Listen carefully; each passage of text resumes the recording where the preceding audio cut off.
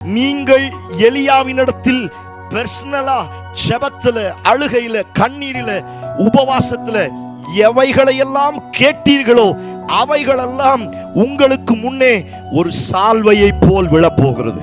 நீ எதிர்பார்த்து ஜெபித்த சகல அரிதான காரியங்களும் உனக்கு முன்னே விழும் என்று கர்த்தர் வாக்குத்தத்தம் பண்ணுகிறார். ஆண்டவரும் இரட்சகருமாய் இருக்கிற இயேசுவின் நாமத்தினாலே இந்த நல்ல மே மாதத்திற்காய் ஆண்டவருக்கு நன்றி செலுத்துகிறேன். இந்த நாட்களில் தேவனுடைய சமூகத்தில் காத்திருக்கும் பொழுது ஆண்டவர் உணர்த்தின தீர்க்க தரிசனமான வார்த்தைகளை உங்களோடு சொல்லி உங்களுக்காய் ஜெபிக்கும்படியாய் விரும்புகிறேன். வாசிக்கலாம். 2 ராஜாக்கள் எழுதின புத்தகம் 2வது அதிகாரம் அதனுடைய 10வது வசனமும் 13வது வசனத்தையும் நான் வாசிக்கிறேன். அதற்கு அவன், அரிதான காரியத்தை கேட்டாய், உன்னை விட்டு நான் எடுத்துக்கொள்ளப்படுகையில் நீ என்னை கண்டால் உனக்கு கிடைக்கும், இல்லாவிட்டால் கிடையாது என்றான். பின்பு அவன் எலியாவின் மேலிருந்து கீழே விழுந்த சால்வையை எடுத்து திரும்பி போய் யோர்தானில் நின்றான். கர்த்தர் இந்த வார்த்தைகளை நமக்கு ஆசீர்வதித்து தருவாராக. நாம் வாசித்த இந்த வேத பகுதியானது நம் எல்லாருக்கும் தெரிந்த அறிமுகமான ஒரு நல்ல ஆண்டவருடைய வார்த்தையாய் இருக்கிறது. எலியாவும் எலிசாவும் கடைசி நேரத்தில் எலியாவை தேவன் எடுத்துக்கொள்ள வேண்டிய கடைசி நேரத்தில் எலிசாவை பார்த்து எலியா கேட்கிறான், நான் உனக்கு என்ன செய்ய வேண்டும்? ஏன் என்னை பின்பற்றி வருகிறாய்? இந்த வார்த்தையை கேட்ட மாத்திரத்தில் எலிசா எலியாவை பார்த்து கேட்கிறான், உம்மிடத்தில் இருக்கிற ஆவியின் வரம் எனக்கு இரட்டத்தனையாய் வேண்டும் என்று அவன் கேட்கிறான்.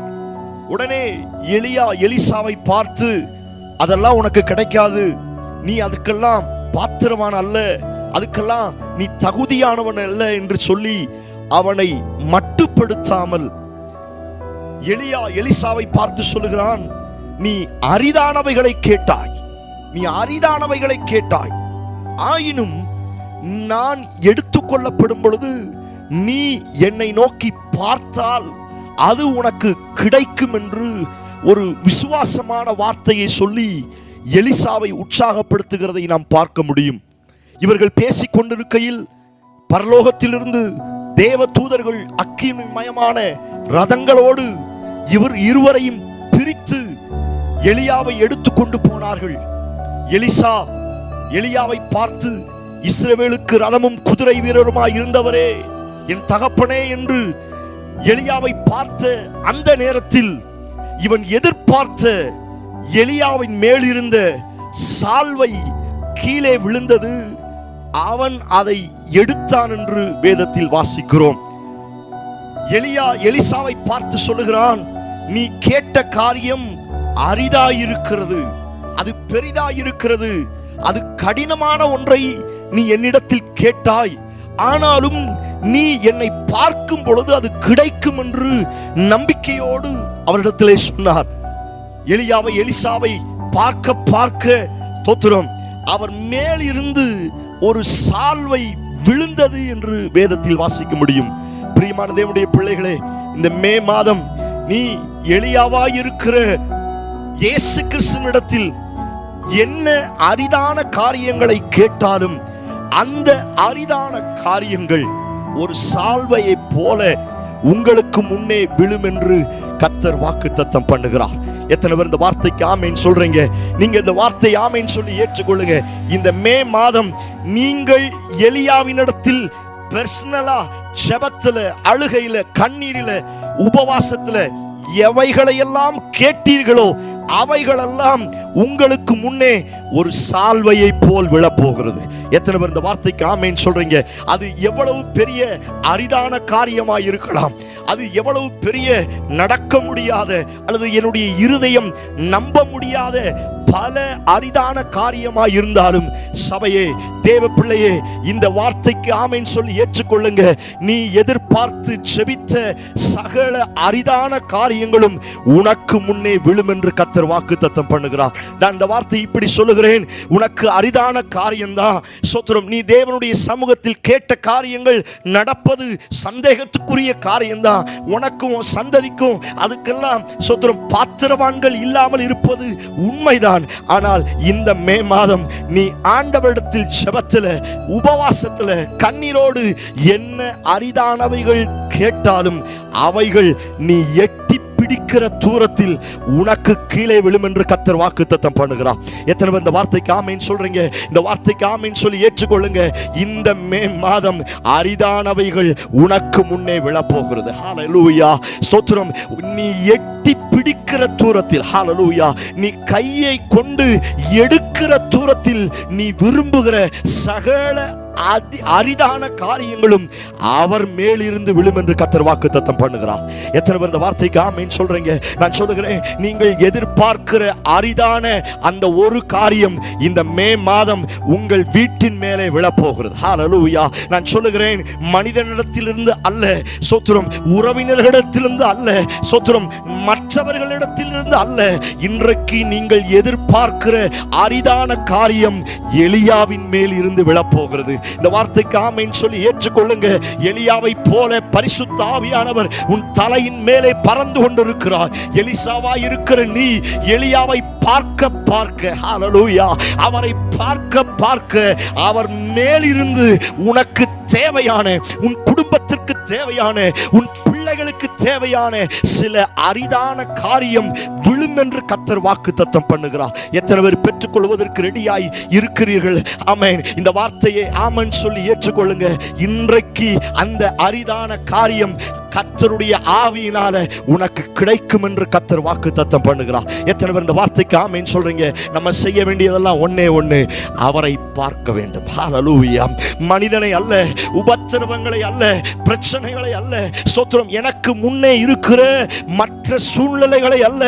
நான் எப்பொழுதெல்லாம் எலியாவை பார்க்கிறேனோ, ஹல்லேலூயா, நான் எப்பொழுதெல்லாம் இயேசுவை பார்க்கிறேனோ அப்பொழுதெல்லாம் நான் விரும்புகிற அரிதான காரியம் அவர் மேல் இருந்து இறங்கி நான் எட்டி பிடிக்கிற தூரத்தில் வரும் என்று கர்த்தர் வாக்குத்தத்தம் பண்ணுகிறார். எத்தனை பேர் இந்த வார்த்தைக்கு ஆமென் சொல்றீங்க? நீங்க விசுவாசிங்க. ஸ்தோத்திரம். உங்களுக்கு தேவையானது அவரிடத்திலிருந்து இறங்கி வரப்போகிறது. எத்தனை பேர் இந்த வார்த்தைக்கு ஆமென் சொல்றீங்க? ஸ்தோத்திரம். நீங்கள் என்ன அரிதானவைகளை கேட்டாலும் அவைகள் இந்த மாதத்தில் உங்களுக்கு முன்னே விழப்போகிறது. ஹல்லேலூயா. உங்க பிள்ளைகளுக்காய் செபித்துக் கொண்டிருக்கிறீர்களா? உங்க கணவருக்காய், உங்க பிசினஸுக்காய் செபித்துக் கொண்டிருக்கிறீர்களா? நீங்கள் எதிர்பார்க்கிற அநேக அரிதான காரியத்தை இதுவரை நீங்கள் பெற்றுக்கொள்ளாமல் இருக்கலாம். ஆனால் இந்த மாதம் ஸ்தோத்திரம், நீங்கள் எதிர்பார்க்கிற அத்துணை அரிதான காரியமும் உங்களுக்கு முன்னே கீழே விழப்போகிறது. எத்தனை பேர் இந்த வார்த்தைக்கு ஆமென் சொல்றீங்க? ஸ்தோத்திரம். வானத்தின் மன்னா, தேவதூதர்கள் சாப்பிடுகிற அப்பம், ஸ்தோத்திரம், அது அவ்வளவு எளிதாய் மற்றவர்களுக்கு கிடைக்காது. அது மிகவும் அரிதான காரியம். இஸ்ரவேல் ஜனங்கள் 430 வருஷம் ஸ்தோத்திரம் வெள்ளரிக்காய்களையும், ஸ்தோத்திரம், கும்மட்டி காய்களையும், வெங்காயத்தையும், வெள்ளப்பூடுகளையும் சாப்பிட்டார்கள் என்று வேதத்தில் வாசிக்கிறோம். ஆனால் அந்த அரிதான மன்னா, ஸ்தோத்திரம், வானத்தில் இருந்து ஸ்தோத்திரம் இவர்கள் எட்டி பிடிக்கிற தூரத்தில் இறங்கினது உண்மை என்று சொன்னார். நீ எதிர்பார்த்து கொண்டிருக்கிற சில மன்னா, பிரைஸ் காட், நீ எதிர்பார்த்து கொண்டிருக்கிற சில அரிதான காரியம் ஸ்தோத்திரம் அவரிடத்தில் இருந்து, பரலோகத்தில் இருந்து நீங்கள் எட்டி பிடிக்கிற அளவிற்கு இந்த மாதம் கீழே விழும் என்று கர்த்தர் வாக்குத்தத்தம் பண்ணுகிறார். இந்த வார்த்தையை, இந்த சத்தத்தை கேட்கிற உங்களுக்கு தீர்க்க தரிசனமாய் சொல்லுகிறேன், அரிதான காரியம் உனக்கு முன்னே ஒரு குப்பையை போல கீழே விழ போகிறது. ஓ பிரைஸ் காட். எத்தனை இந்த வார்த்தைக்கு ஆமென் சொல்றீங்க? நம்ம நினைக்கலாம், இதுக்கெல்லாம் நான் தகுதியானவனா? இதெல்லாம் எனக்கு கிடைக்குமா? இதெல்லாம் எனக்கு நடக்குமா? ஆண்டவர் சொல்லுகிறார், நீ என்னை பார்க்கும் பொழுது, நீ எலியாவை பார்க்கும் பொழுது, நீ விரும்புகிற, நீ செபிக்கிற கிடைக்கிற அநேக அரிதான ஆசீர்வாதங்களை, அநேக அரிதான உயர்வுகளை, அநேக அரிதான சுகத்தை, அநேக அரிதான சமாதானத்தை கர்த்தர் இந்த மே மாதத்தில் உங்களுக்கும் உங்கள் குடும்பத்திற்கும் கர்த்தர் கொடுக்க வல்லமையுள்ளவராய் இருக்கிறார். நான் மறுபடியும் சொல்லுகிறேன், சோத்திரம். அரிதான காரியம் உனக்கு முன்னே அவரிடத்திலிருந்து விழப்போகிறது. நீ அதை எடுத்து யோர்தானை அடிக்கும் பொழுது அந்த யோர்தான் 2ஆய் பிளக்கும் என்று கர்த்தர் வாக்குத்தத்தம் பண்ணுகிறார். இருக்கிற இடங்களில் கண்களை மூடி என்னோடு சேர்ந்து செபிக்க ஆரம்பிங்கள். ஹல்லேலூயா. நான் சொல்லுகிறேன், நீங்கள் செபிக்க செபிக்க அந்த அரிதான காரியம் இன்றைக்கு இந்த மாதத்திற்குள்ளாய் உங்க வீடுகளின் மேல் இறங்கும் என்று கர்த்தர் வாக்குத்தத்தம் பண்ணுகிறார். ஹல்லேலூயா. நான் சொல்லுகிறேன், எலியாவை பார்க்க பார்க்க, ஹல்லேலூயா, அவரிடத்திலிருந்து சில சால்வைகள் இந்த மாதம் உன்னுடைய கைக்கு எட்டுகிற அளவிற்கு விழும் என்று கர்த்தர் வாக்குத்தத்தம் பண்ணுகிறார். இதுவரை சோத்திரம் எவைகளெல்லாம் அரிதா இருந்ததோ அவைகளெல்லாம் உனக்கு முன்னே விழும் என்று கர்த்தர் வாக்குத்தத்தம் பண்ணுகிறார். நல்ல ஸ்தோத்திரம் பண்ணி ஜெபம் பண்ணி, ஆண்டவர் உங்களுக்கு முன்னே விழ வைக்கிற அந்த சால்வையை எடுத்து யோர்தானில் நில்லுங்கள். கர்த்தர் உங்களுக்கு பெரிய அற்புதங்களை செய்ய வல்லமையுள்ளவராய் இருக்கிறார். ஆண்டவரே, இந்த வார்த்தையின் கீழே இந்த சத்தத்தை கேட்கிற ஒவ்வொருவரையும் நான் ஒப்புக் கொடுக்கிறேன். கர்த்தர் ஆசீர்வதிப்பீராக. அவர்கள் எதிர்பார்க்கிற சகல அரிதான காரியங்களும் அவர்களுக்கு முன்னே விழுவதாக என்று நான் செபிக்கிறேன். ஹல்லேலூயா. உம்மிடத்திலிருந்து அப்படிப்பட்ட சால்வைகள், அப்படிப்பட்ட அரிதான மேன்மைகளை இந்த மாதம் அவர்கள் எடுத்து இயேசுவுக்காய் வாழ, இயேசுவுக்காய் பலப்பட பரிசுத்த ஆவியானவர் உதவி செய்வீராக என்று நாங்கள் கேட்கிறோம். நீர் அப்படி செய்வீர் என்று நம்புகிறோம். இயேசு கிறிஸ்து மூலம் செபிக்கிறோம். ஜெபம் கேளும் நல்ல பிதாவே. Amen, amen, amen. Praise the lord. கர்த்தர் உங்களை ஆசீர்வதிப்பாராக.